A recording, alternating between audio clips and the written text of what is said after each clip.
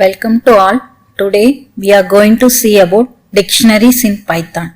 Python is a programming language and it supports some special data structure for organizing the data in a well-structured manner. For example, it contains list, tuples and set, and finally dictionary data type. Today we are going to see about dictionary data structure. So dictionary is a type of data structure.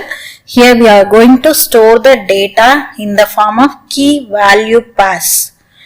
Each key is unique and each key contains some values associated with it. For example, if we see the address book or telephone directory, we can get the details of the address or phone number relevant to our name. Likewise, here we have to mention one key, and for that key we have to assign one value. And dictionary is an example of unordered data structure. Here we need not to give the data in the correct order, and it's a mutable data structure, which means we can perform edit or add, delete on such kind of operations in the dictionary data items, and each item is indexed with the help of the keys. Now we are seeing the syntax of creating a dictionary. There are two ways to create a dictionary. First, two ways to create a dictionary by using curly braces or by using dict-of constructor. When we include the key values pass inside the curly brace, means it will be considered as a dictionary. A key colon followed by a value. Another method is we can also use dict-of method. For example, my dict is a variable which is equal to curly brace name colon alias. Here name is a key and alias is a value, and age 25, age key and 25 is a value for that key, and city is a key and New York is a value. Likewise, we can also create the same dictionary with the constructor dict-of. My dict2 is equal to dict-of, name is equal to Bob, age is equal to 30, city is equal to Los Angeles. Both are same. Here we are creating a dictionary. Next we are going to see about how to access elements in a dictionary. So we can access a value in a dictionary by mentioning its key inside the square bracket. For example, if we print my underscore dict square bracket name, here name is a key and we must enclose this inside the square bracket. So my output will be alias. And likewise, my underscore dict is a name of the dictionary we declared previously, and age is a key, and for that key we return the value 25. Next, how to add and update the key value pairs. We can simply add or update the key value pairs by assigning a value. For example, to add a new key value pair, we can mention like this: my underscore dict-of email is equal to alias underscore example.com. Already we have name, age and city. Here we are adding one more key called email. For that email, we are assigning a value alias at email.com. For updating the value of a key value pair, my underscore dict-of age is equal to 30. Age is equal to 26. Already we are assigning the value for age is 30. Now we are updating the value for age key is 26. It's simple and easy to add and update values in a dictionary. Next, how to remove items from dictionary. We can remove items from dictionary using three methods: pop off, pop item off and del.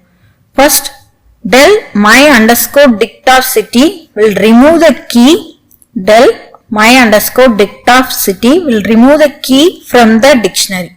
It automatically removes the key and the value in the dictionary. Next, age is equal to my underscore dict dot pop of age will remove the age key from the dictionary, and it also returns the value of the key age in a variable. That's why we are assigning a variable here. Age is equal to my underscore dict dot pop of age. And the third way is we can remove and return an arbitrary key value pair.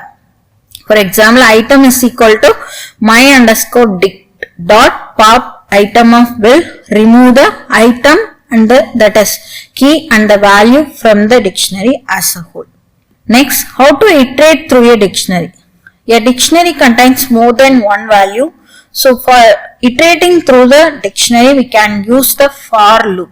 There are three ways. The first way is for key in my underscore dict print of key. This will print the keys in the my underscore dict dictionary. Second, for value in my underscore dict dot values of print value will print the values in the dictionary. And third way, we can also iterate both key value pairs in the dictionary using the following method. For key comma value in my underscore dict dot items of print key comma value. Here each pair contains key and value is passed through the variable key comma value with the help of the method items of. Next, how to check if an item or key is found in the dictionary.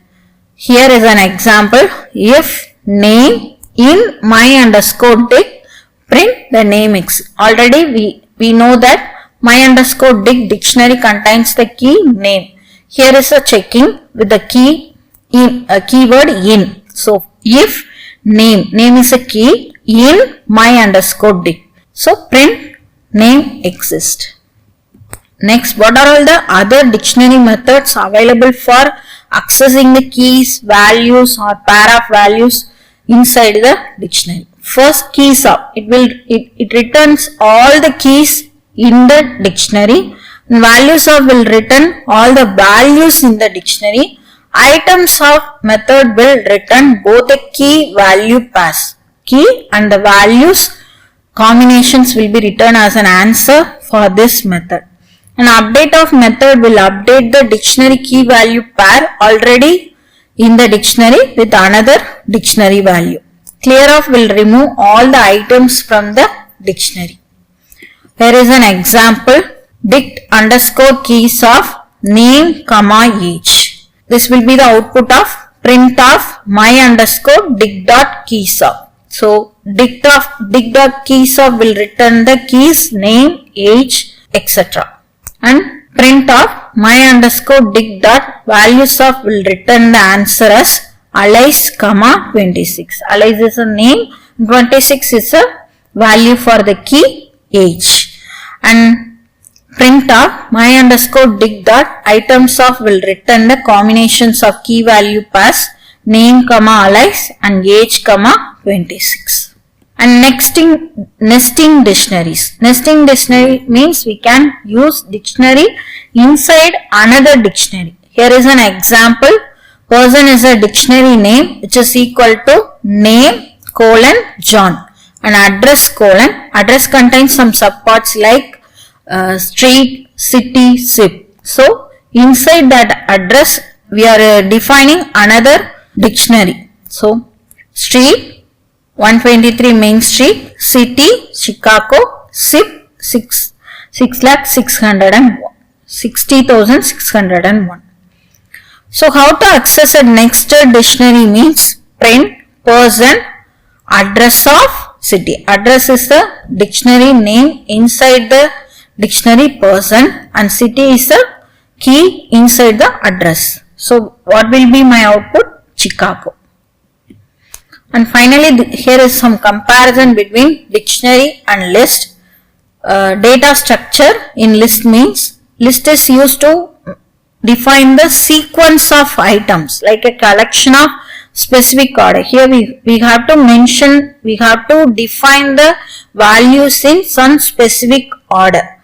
In contrast, dictionary is a collection of key value pairs like a address book which contains each name is mapping to some address How to access data in list means we can access the items in list with the help of its index. For example, my list of 1 will return the first index, the first item located in the index 1. And dictionary, with the help of key we can access an item. For example, my underscore dictum name will return the value corresponding to the key name. And the third one is order. In list we have to maintain the order of the items. For example, 1, 2, 3 means we have to access the items with the help of the index 1, 2, 3 only. We can't change the index to access other items. But for dictionary means there is no guarantee for the order of the items. We can simply access the elements with the help of the key. There is no special sequence or ordering is important in dictionary. With respect to duplicate means list can contain duplicate items. For example, 1, 2, 2, 3 is allowed in list of values. But in dictionary we can't use any duplicate values. The key must be unique. For example, name is equal to Alice, name is equal to Pop is not accepted. It will return an error. Use case. The list will be used where we are using order or collection of items. Order of items when we are using means we can prefer list data structure, and dictionary data structure is preferred in case where we are using key value pass. With respect to key, if we want to access value means we have to prefer dictionary data structures. Overall, we have to use list for the ordered data, and we have to use dictionaries for the keys associated with values. Thank you.